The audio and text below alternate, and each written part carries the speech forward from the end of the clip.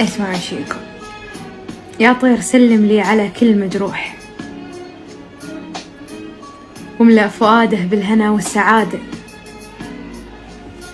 يا طير لو مريت في دم مسفوح وقف وبلغ صاحبه الشهادة، ومن جرحني قل له اليوم مسموح. إلا الوطن ما بشيل جرحه عيادة، شعب اليمن أغلى من القلب والروح، ومحبته سادس فروض العبادة. عيني ونظرين يا حياتي، يصل العرب يا تحفة صاغها الرحمن من أحلى التحف.